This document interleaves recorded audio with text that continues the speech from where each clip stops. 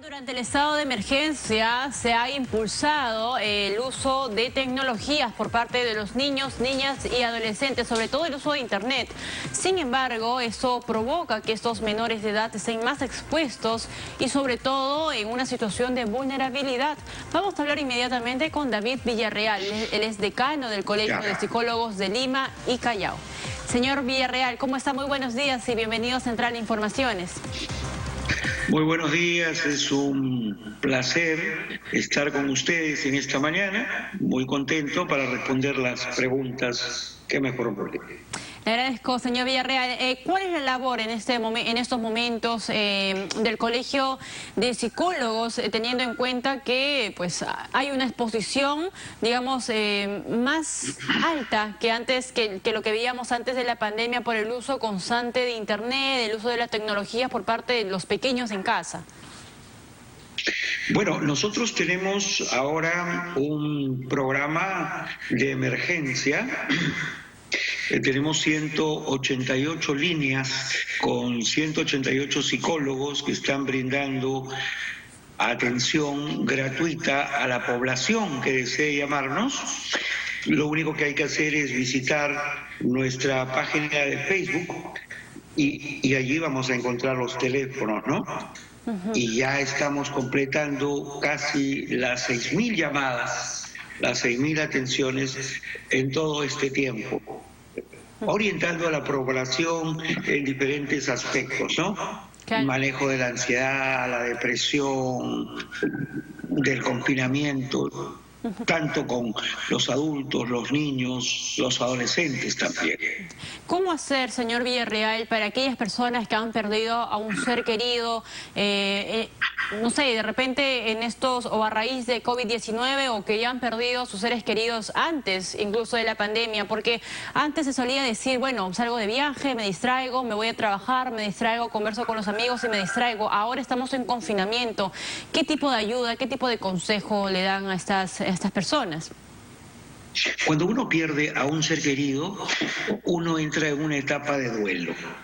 Y esta etapa de duelo es normal que uno primero tenga una desesperación, se niega el hecho que ha fallecido el ser querido, entra en una depresión y luego viene la aceptación. El problema con esta etapa es que no podemos velar a nuestros muertos. No podemos ir al cementerio semanalmente a llevarles flores. Estos son rituales que nos ayudan a manejar nuestro duelo. En esta época nos entregan un frasco con las cenizas y eso es todo lo que tenemos. Entonces, ¿qué tenemos que hacer? Muchas personas que han herido a sus seres queridos les hacen misas por internet, colocan una semblanza de él en los medios sociales. Es la manera de decirle al pueblo, a la gente, a los amigos: miren, este ser querido mío ya no ha estado y entonces quiero que sepan que es una persona valiosa, que lo hemos amado, que eso es importante. Y en las semanas siguientes lo siguen haciendo. Yo he visto personas que incluso han hecho un póster en su casa y lo han puesto. Pero son medios, ¿no? Y ya llegará el momento, cuando todo esto pase, que puedan organizarle de repente una misa, una reunión, algo con la gente, entregar un recuerdo a la gente como se hacía antes, que son ritos sociales que nos ayudan a manejar nuestro duelo en forma progresiva. Y ahora, hablando de llamadas, precisamente el tema de adolescentes y niños, ¿han recibido, digamos, consultas al respecto que tengan que ver con este grupo etario de personas? Claro que sí, ¿no? Y las llamadas con adolescentes tienen varios aspectos, ¿no? En la rebeldía, por ejemplo, del adolescente que, dado un hogar disfuncional donde hay mayor tensión, él también se pone tenso y se rebela contra las normas, o que quiero salir, quiero irme a una fiesta, etcétera. O hay otro rubro muy importante a tener en cuenta, que son los ciberacosos, ¿no? En donde reciben por internet una serie de invitaciones, fotos adultos a manera de anzuelos para que ellos puedan caer en eso y puedan entrar en una suerte de diálogo y de conversación. No olvidemos que el nivel de fortaleza del yo de un adolescente todavía es frágil y puede caer en la seducción de un adulto. Hay adultos entrenados para esto, que tienen todo un procedimiento para capturarlo, seducirlo y caer en que ellos les manden fotos. Por eso que el diálogo con los padres es importante, pero además que eso, y es algo que falta, es un buen programa de educación sexual, que debe comenzar desde la niñez, ¿no es cierto?, desde inicial, que debe seguir hasta primaria y secundaria, ¿verdad? Un programa de educación sexual donde trabaje los riesgos, los peligros, el conocimiento del cuerpo, la postergación de las relaciones sexuales, la postergación de los embarazos, ¿verdad?, la prevención de enfermedades como el SIDA, etcétera, ¿verdad? Un programa de educación sexual también incluye el disfrute, ¿no?, de una relación de pareja, etcétera. Pero este es un punto importante que falta.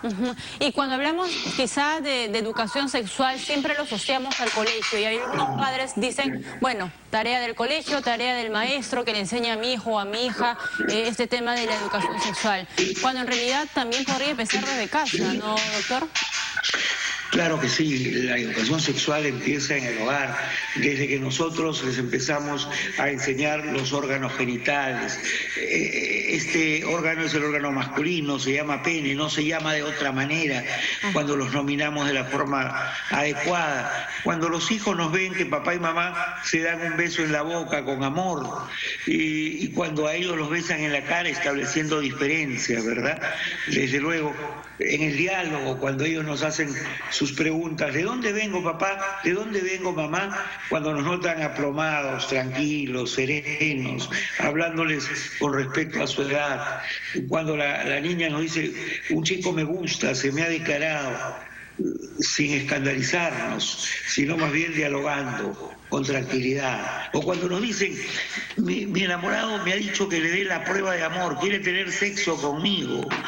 Y entonces la figura del padre, de la madre es vital.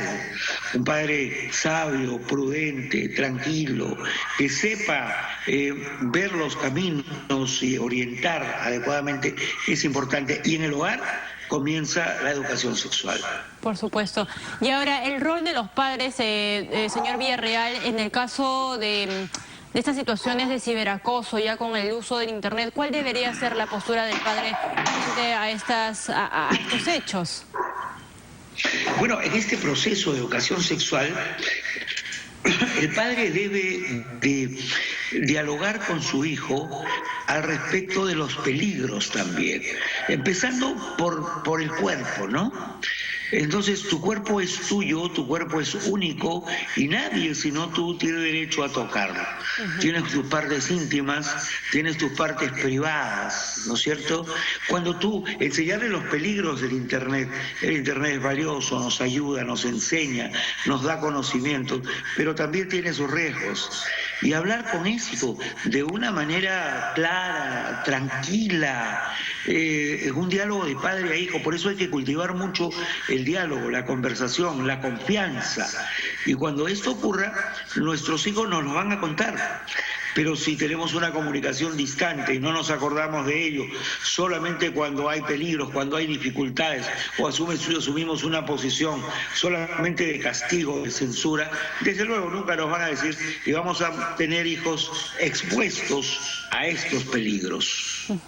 Y cuando usted hablaba, por ejemplo, de la etapa del duelo, de las pérdidas que han tenido algunas personas, algunos jóvenes, y también se podría, digamos, mezclar con la rebeldía. Un joven de repente no quería o no quiere hablar del tema de las pérdidas de su papá o de su mamá o de un pariente muy cercano. ¿Qué hacer? ¿Cómo acercarnos a estos jóvenes, doctor?